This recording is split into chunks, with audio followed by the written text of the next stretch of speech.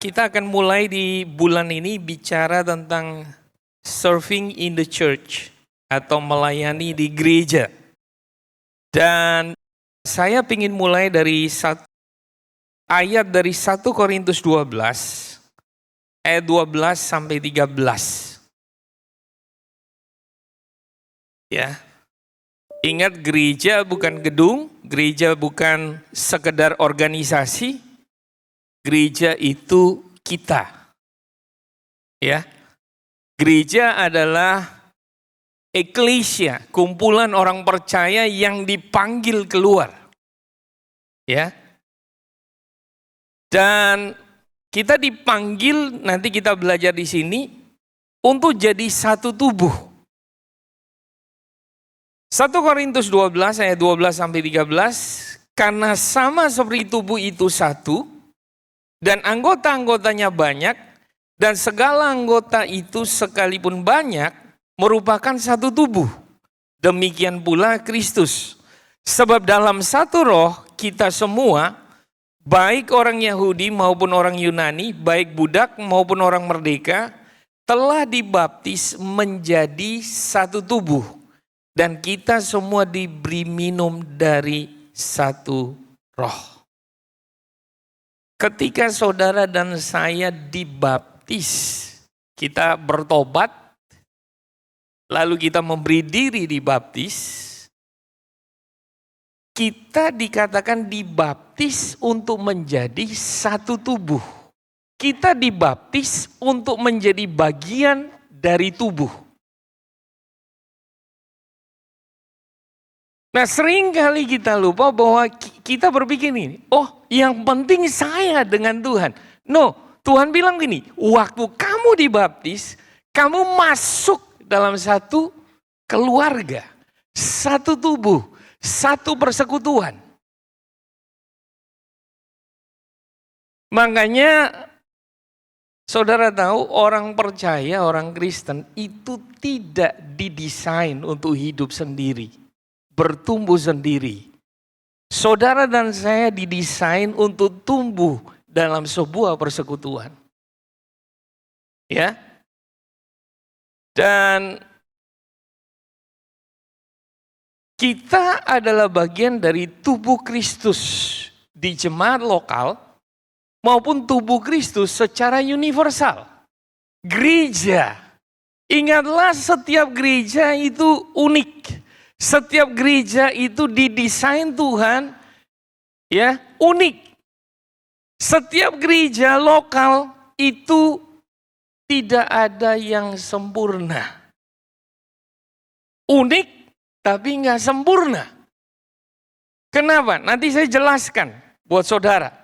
Jadi yang pertama saya ingin saudara sadar, ketika saudara dibaptis, Tuhan mau saudara jadi bagian dari satu persekutuan, satu keluarga yang namanya tubuh Kristus. Ya. Yang berikut 1 Korintus 12 ayat 18. Kita lompat. Nanti saudara bisa pulang baca 1 Korintus 12. Setelah saudara jadi satu tubuh, ini yang menarik. Tetapi Allah telah memberikan kepada anggota masing-masing secara khusus. Ingat, anggota ini bicara tentang jadi bagian dari tubuh. Anggota dari tubuh.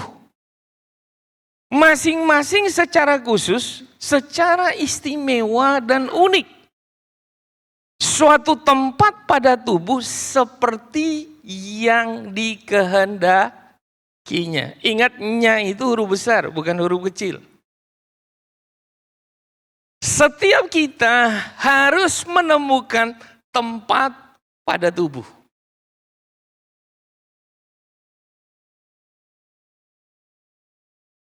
Makanya kita kenal ada istilah penonton dan pemain.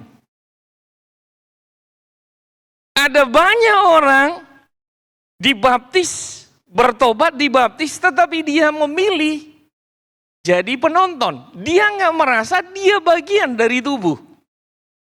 Karena ketika saudara jadi anggota dari tubuh, saudara bayangkan tubuh saudara ini, semua anggotanya harus berfungsi.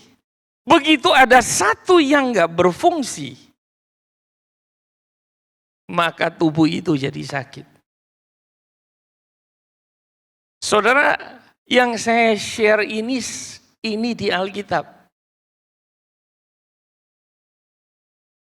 Kenapa Tuhan menaruh kita, Tuhan menentukan, menetapkan, menghendaki kita menemukan tempat pada tubuh.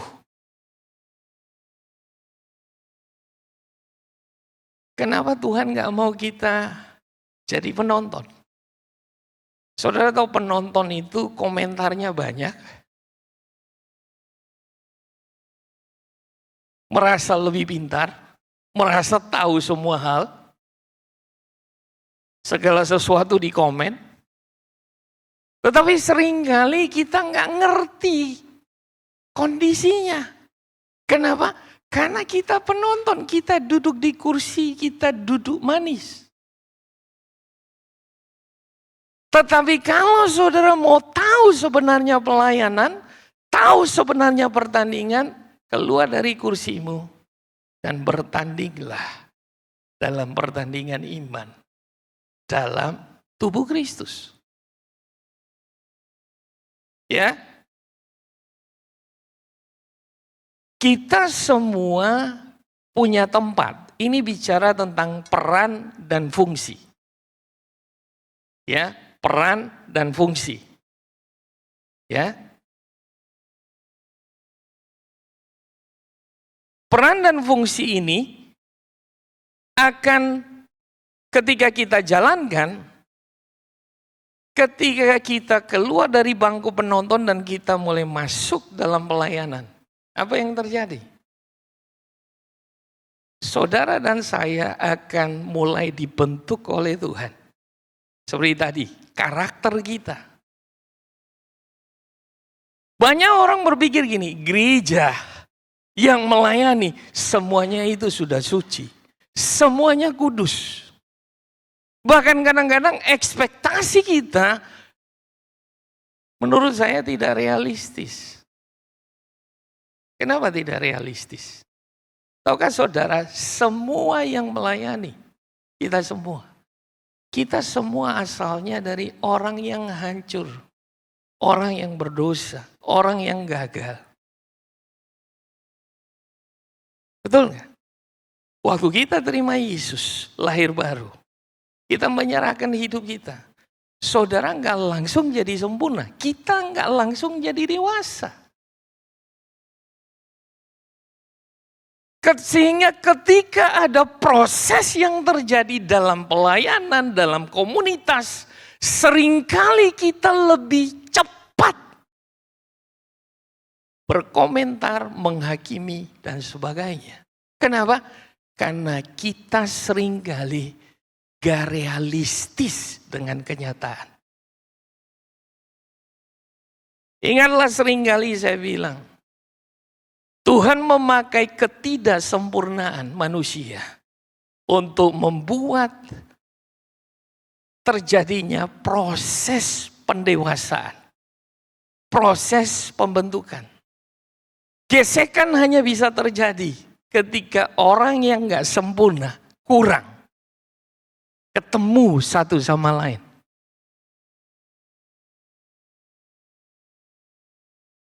Amin. Kita dibentuk karakter kita dan hati kita semakin serupa dengan Yesus dalam dinamika yang terjadi dalam pelayanan. Ya, orang yang kurang tegas belajar untuk lebih tegas. Orang yang sangat tegas belajar juga untuk mengerti. Ya, orang yang nggak biasa disiplin belajar untuk disiplin. Orang yang susah untuk menundukkan diri, belajar untuk menundukkan diri. Orang yang gak sabaran, belajar untuk lebih sabar. Orang yang suka ngomong di mana-mana, belajar untuk bisa mengendalikan mulutnya.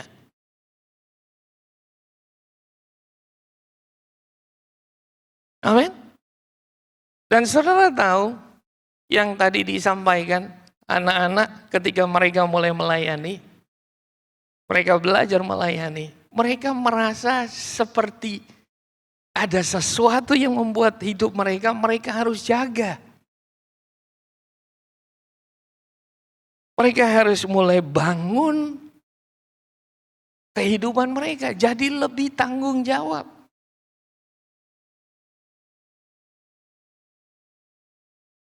Saudara lihat, pelayanan membuat setiap orang bertumbuh. Tujuan dari melayani adalah bertumbuh.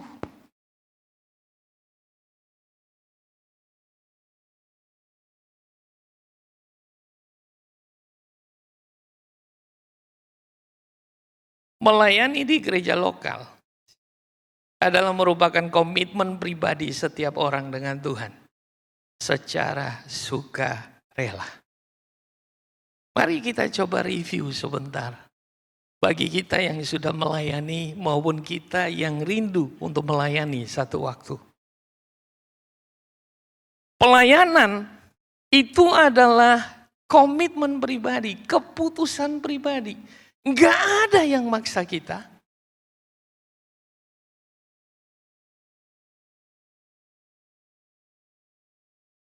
Tadi di video kita dengar bahwa kenapa melayani? Sebagai ungkapan kasih cinta buat Tuhan. Ya, ada 3 hal kenapa kita melayani di gereja. Yang pertama, sebagai ungkapan syukur pribadi kita untuk semua kasih dan kebaikan Tuhan. Semua orang yang mengalami Tuhan secara pribadi, mereka akan selalu punya kerinduan untuk doing sesuatu buat dia. Bisa di tempat kerja, bisa di sekolah, bahkan bisa di pelayanan, di gereja.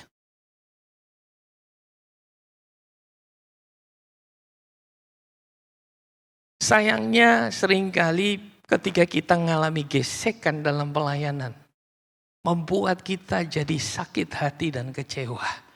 Dan akhirnya membuat kita jadi apatis dalam melayani. Padahal sebenarnya yang Tuhan harapkan dari gesekan adalah kita dibentuk dan diubah.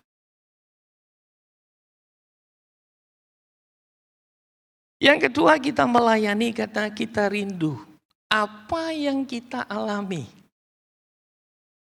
dari Tuhan.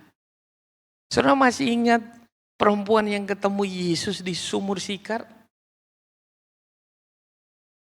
Ketika dia habis ketemu Yesus, dia pulang ke kotanya. Dia ajak semuanya, datang, aku ketemu orang ini. Dia ini Mesias. Nah, saudara tahu, janda ini nggak sekolah Alkitab, dia belum ikut vision class, belum ikut yang lain-lain. Dia hanya ngomong sama Yesus sebentar. Habis itu dia pergi. Satu kota dia bawa datang untuk percaya pada Yesus. Kita semua yang melayani, jangan pernah kehilangan kerinduan. Wah, apa yang saya alami dengan Tuhan? Saya rindu itu juga dialami oleh orang lain. Lewat apa salah satunya? Lewat saudara memberi diri melayani. Setiap kita yang melayani, mulai dari masuk pintu gerbang sampai di mimbar. Kenapa kita perlu jaga hidup kita? Kenapa kita perlu jaga hati kita? Karena dari hati kita ini meluap air kehidupan. Sekecil apapun yang kita lakukan dalam pelayanan, bahkan seringkali itu bukan hal yang kelihatan. Lampu ini gak sorot kita. Tapi percayalah kalau kamu lakukan dari hatimu untuk Tuhan. Karena kasih dan cinta semata-mata. Engkau rindu bahwa setiap jemaat yang datang boleh dijamah oleh Tuhan. boleh ngalami perjumpaan yang manis dengan Tuhan. Nah, saya percaya kalau kita punya hati yang sama, kita punya kerinduan yang sama, Roh Kudus akan bekerja jauh lebih luar biasa.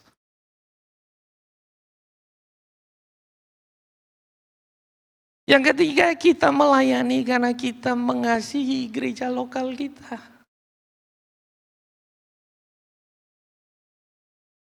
Kalau saudara datang dan saudara merasa diberkati di gereja ini, setiap minggu saudara datang, saudara dapat sesuatu. Jangan cuma buat dirimu sendiri. Mari, Tuhan ingin kita jadi bagian dari tubuh. Saudara menemukan tempat untuk saudara berperan. Kita butuh sekolah kakak-kakak Rocky. Kita butuh mentor untuk anak-anak youth. Kita butuh banyak.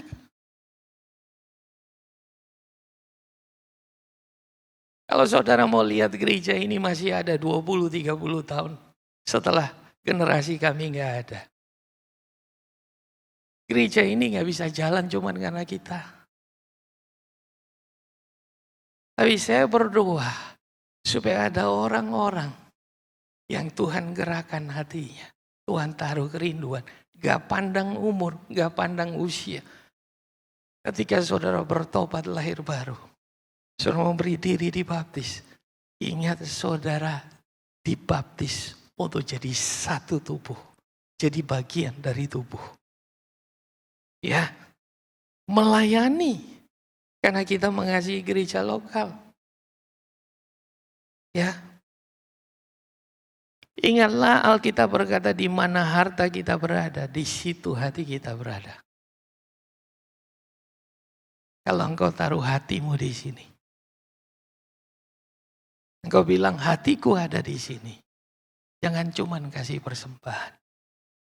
Banyak orang kasih uang, tapi dia nggak mau kasih waktu, hatinya, tenaganya. Amin. Karena kasih uang itu gampang.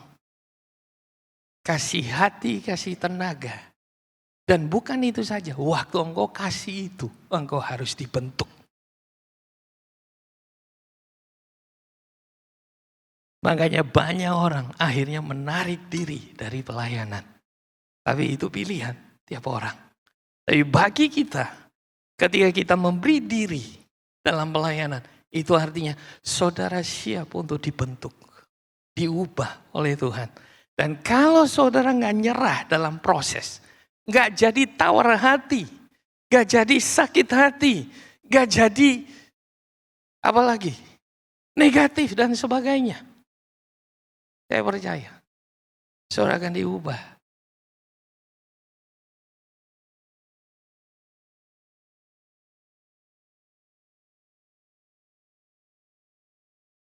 Banyak orang gagal dalam proses dan akhirnya terlempar keluar dari pelayanan karena lebih mementingkan ego pribadi, posisi atau jabatan atau status dan kehilangan kemurnian hati dalam melayani. Mereka tidak melihat pelayanan sebagai tempat bertumbuh atau berubah. Saudara, yang saya mau kasih tahu saudara, selama kita bertumbuh dan berubah dalam pelayanan, kita akan bersemangat. Tetapi begitu saudara mulai berhenti bertumbuh dan berubah, fokus kita bukan lagi bertumbuh dengan Tuhan. Fokus kita mulai lihat hal-hal yang lain. Kita mulai membandingkan diri kita dengan orang lain. Kita mulai mencari hal-hal yang lain. Pengakuan, pujian, posisi. Di saat itulah fokus saudara udah tidak lagi pada Tuhan. Padahal Ibrani berkata, dalam pertandingan iman, fokus kita harus selalu tertuju pada Dia. Ya. Dalam pelayanan, karakter dan hati kita akan dibentuk makin serupa dengan Yesus lewat pengertian dan proses yang terjadi. Dalam pelayanan, saudara akan belajar banyak pengertian-pengertian baru. Saya ingat ketika saya bertobat lahir baru, lalu saya baptis Dan akhirnya saya dimuridkan kurang lebih 1 tahun. Saya bertobat tahun 92, saya mulai melayani sekitar 93.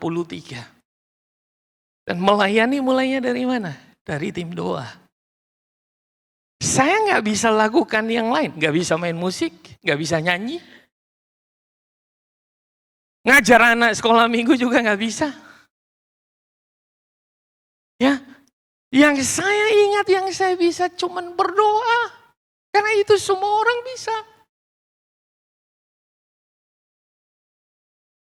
Saya cuman rindu, Tuhan terima kasih. Tuhan sudah pulihkan saya, Tuhan selamatkan saya. Saya ngalami banyak hal.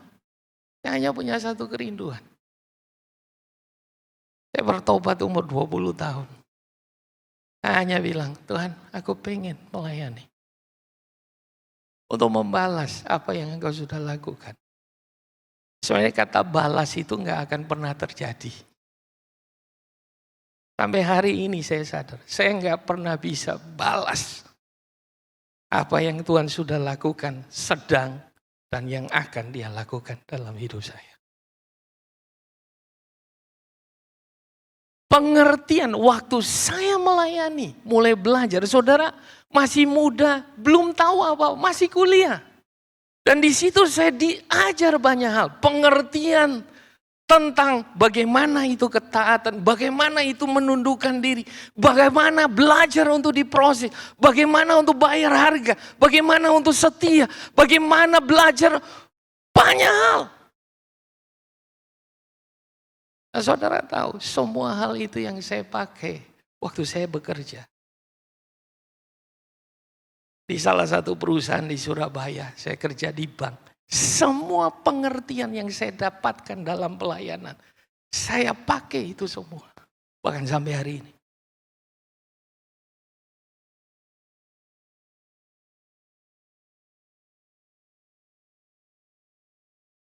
Apakah saudara belajar tentang bayar harga di tempat kerja?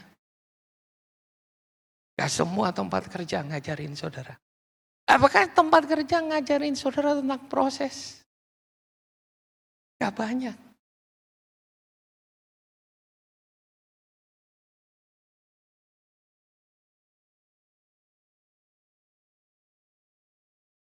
Setia dalam hal kecil.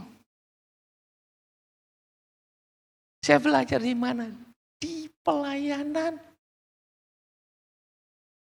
Waktu saya awal-awal melayani, apa saja disuruh bersihin tempat untuk persekutuan doa kampus, kami datang jauh lebih cepat. Kami ngepel dulu, kami gelar tikar, ada yang kadang kita pikul sound system. Itu semua kita lakukan.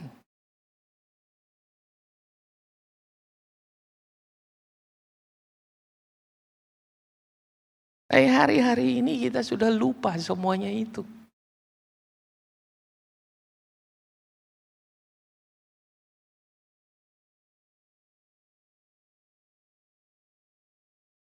Saya akan share apa itu pelayanan. Kita review ya, kita semua yang sudah melayani, saya juga, termasuk saudara-saudara yang mau melayani. Yang pertama pelayanan itu mesbah, altar. Kita bilang penyembahan, bukan panggung pertunjukan. Banyak orang melihat kita yang melayani, apalagi sekarang gereja. Kita berusaha tampil relevan. Cuman kadang-kadang kita terlalu menonjolkan apa yang kelihatan. Kita berusaha membangun semua yang kelihatan, kemasannya bagus.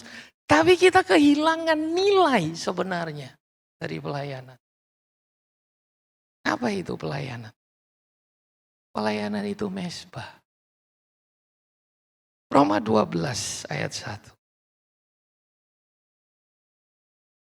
Karena itu saudara-saudara, demi kemurahan Allah, aku menasihatkan kamu. Supaya kamu mempersembahkan tubuhmu sebagai persembahan yang hidup, yang kudus, dan yang berkenan kepada Allah. Itu adalah ibadahmu yang hati. Pelayanan tidak dimulai di gereja. Melayani dimulai dari hubungan saudara dengan Tuhan. Waktu kami mulai bertobat dan kita mulai belajar, dimuridkan. Kami mulai diajar bahwa pelayanan yang pertama kami adalah melayani Tuhan secara pribadi. Dengan meluangkan waktu kita setiap hari dengan Dia. Itulah yang Maria lakukan. Duduk di kaki Yesus dan mendengarkan. Karena itu yang akan menentukan pelayanan yang kedua. Melayani pekerjaan Tuhan.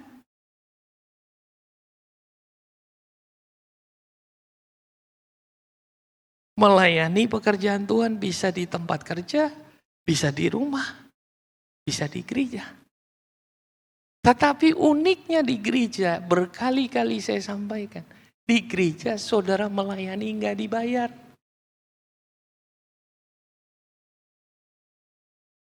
Dulu masih dikasih PK, sekarang udah nggak ada PK.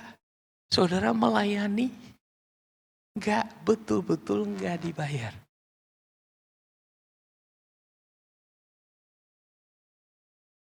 Sudah nggak dibayar, banyak hal yang nggak enak kita alami di pelayanan. Pernahkah saudara berpikir, kenapa Tuhan taruh kita punya tempat pada tubuh? Kita berperan dalam pelayanan.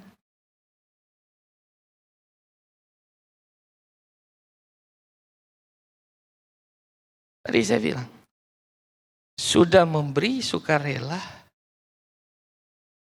tapi digesek, dibentuk. Sederhana, karena pelayanan bukan panggung pertunjukan yang orang tepuk tangan kita terus sampai kita lupa diri. Pelayanan adalah mezbah di mana kita dibakar. Di mana kita, kedagingan kita, keakuan kita perlu dibunuh, dimatikan. Alasannya sederhana. Kita lihat 2 Korintus 4 ayat 7. Tetapi harta ini kami punyai dalam bejana tanah liat. 2 Korintus 4 ayat 7. Supaya nyata bahwa kekuatan yang melimpah-limpah itu berasal dari Allah, bukan dari diri kami. Harta ini kami punya dalam bejana tanah liat. Saudara punya harta. Adanya di mana? Bejana tanah liat. Kedagingan saudara itu membuat harta itu gak bisa kelihatan, gak bisa muncul. Tuhan perlu hancurin bejana tanah liatnya supaya harta sesungguhnya, karakter Kristus itu keluar memancar. Supaya kehidupan yang ada di dalam kita mengalir. Saudara tahu selang? Kenapa pipa itu berapa waktu sekali pipa air harus dibersihkan? Karena seringkali pipa itu, air itu nggak bersih, betul-betul bersih. Ada kandungan logam, kapur dan sebagainya. Sehingga itu menempel pada pipa. Pipa itu perlu dibersihkan supaya air itu bisa mengalir dengan tidak ada halangan. Seringkali yang jadi masalah dalam pelayanan saya dan pelayanan saudara adalah keakuan kita, kedagingan kita, kesombongan kita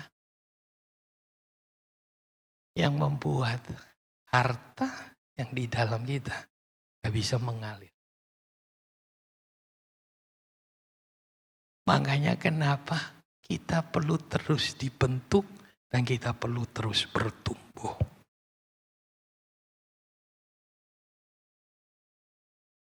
Ya.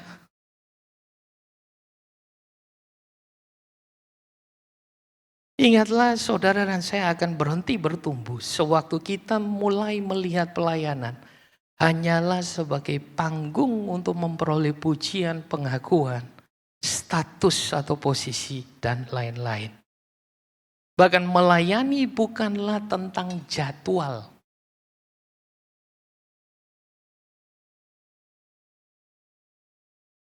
Kenapa kalau saudara nggak dijadwal? Nggak bisa, Pak.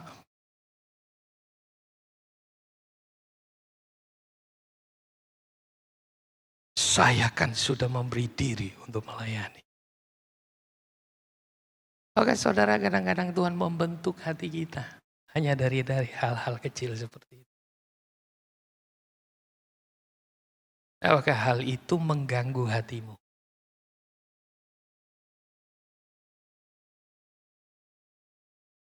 Yang terakhir, melayani dengan kemurnian hati.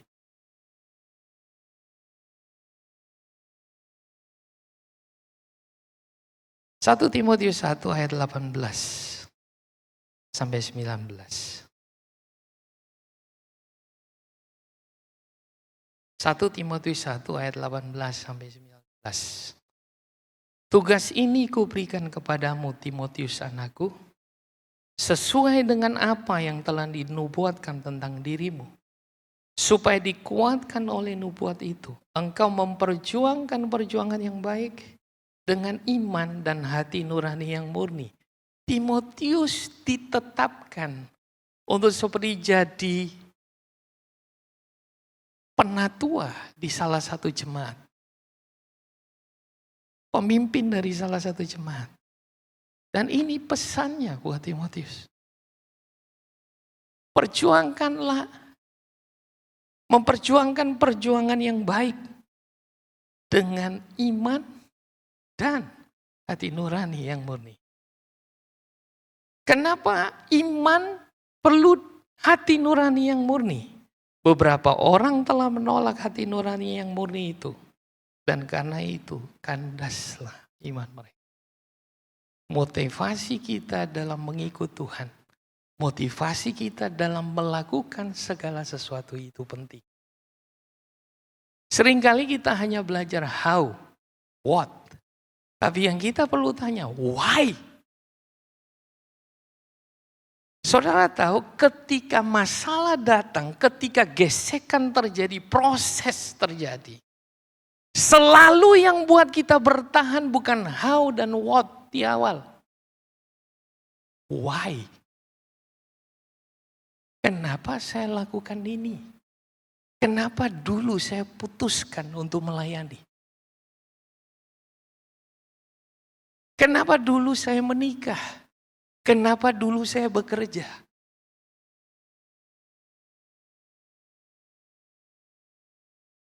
Saudara masih ingat Yohanes 6, Yesus bilang begini, kamu ikut aku cuman karena kamu kenyang. Kamu ikut aku cuman karena kamu makan roti dan kamu kenyang. Kalau kita bilang sejak saat itu banyak murid-muridnya meninggalkan dia.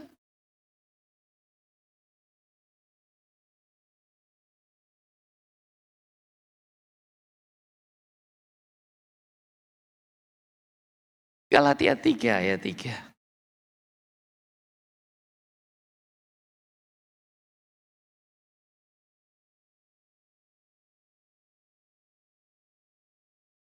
Adakah kamu sebodoh itu? Kamu telah mulai dengan roh. Maukah kamu sekarang mengakhirinya di dalam daging? Kebanyakan orang memulai pelayanan dengan motivasi yang benar.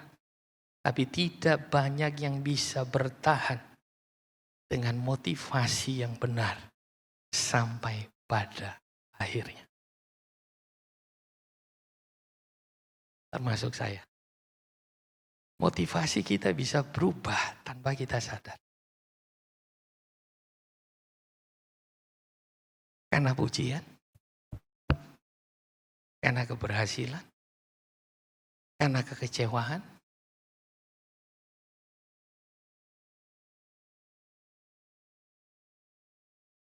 Karena keinginan yang tidak tercapai. Saya perhatikan dalam pelayanan, banyak orang melayani selama keinginannya diikutin.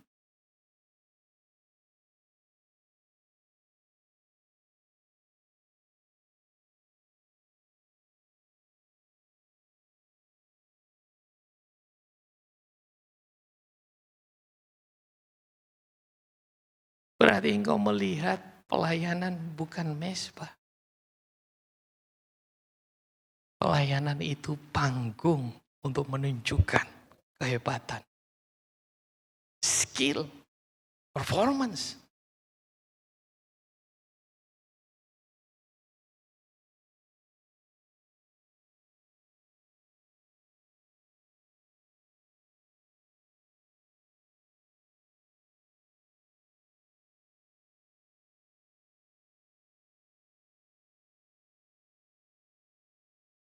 Motivasi yang salah seringkali membuat kita kecewa dan menyerah ketika menghadapi kenyataan yang tidak sesuai dengan harapan.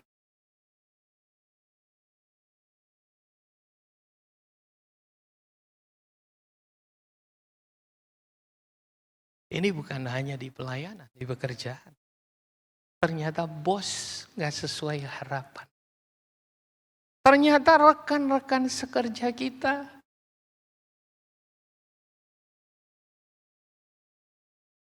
ada yang gak suka kita. Dalam pelayanan bisa saja hal itu terjadi. Tapi kenapa di pekerjaan kita masih tahan? Karena kita dibayar.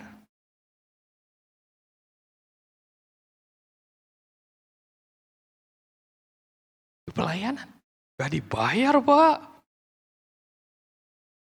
Udah gak dibayar, harus datang lebih pagi, harus keluar uang ojek. Terus kondisinya kayak gini.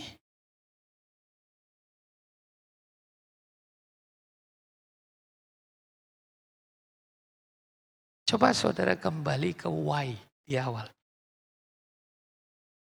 Why?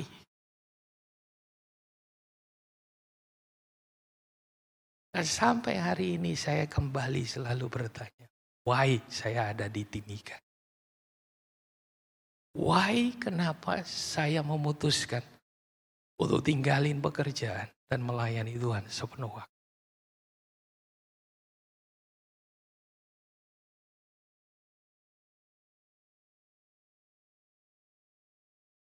Karena kalau nggak kembali pada why, hari ini saya dengan istri kami nggak ada di sini.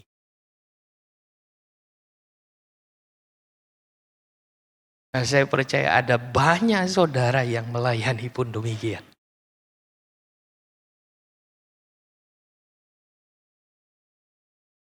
Dan itu realita dari pelayanan. Tapi kalau saudara mau bertumbuh, saya mau kasih tahu saudara, pelayanan adalah tempat terbaik untuk Tuhan bentuk saudara. Bukan ikuti pengertian saudara, harapan saudara, keinginan saudara, tetapi Dia lewat semua ketidaksempurnaan orang-orang, ketidaksempurnaan keadaan, saudara dan saya jadi satu dan kita berproses.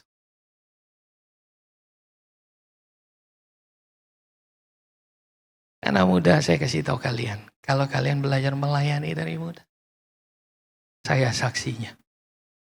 Sekalipun saya mulai melayani umur 21, 22, jadi kalian lebih dulu.